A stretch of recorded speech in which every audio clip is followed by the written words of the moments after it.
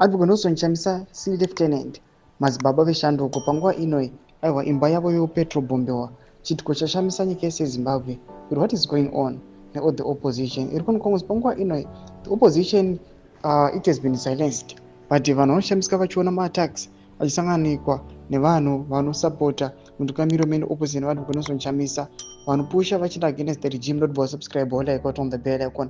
Vanhu vanosiririswa vachiona mwana aiwa madzibaba veshanduko aiwa ane masevere injuries amuri kuona avo zvinai zvinyorwa panapa pamahandles akasiyana siyana taita sana crime uchizimavhanda vanyora chiti said images of madzibaba veshanduko son was injured in a petrol bomb attack last night.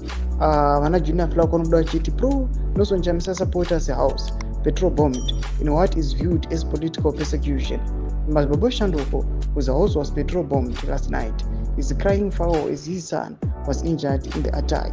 Ndomashuka anoda panapa vanhu mapictures aya avari kutadza kumatarisa vachiti anosirisa kwazvo. Vanobva vachiona kuti mwana aiwa asina chaanoziva was attacked zvinotosirisa as if aiwa ndiye ari kukonzeresa mafights between these two sides. Tiona chiitiko chichiitika ichi tikuona kuti panguva ino the people who are fighting against the regime their lives are now at risk.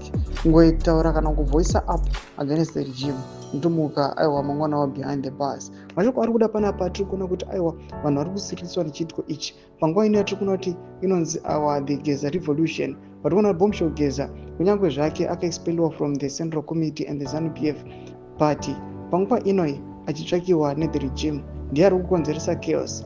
Yes, imposed aiwa mashutdowns panguva ino munyika yezimbabwe as a way yekuti achifaita corruption iri kuitika munyika achikula up kuti aiwa zvigananda zvese ngazvirove pasi. Tuzive mafungiro enyu muri kudii pamusoro pechiitiko ichi mune comment section medu. Mudze mafungiro enyu. Subscribe or like, turn on the bell icon.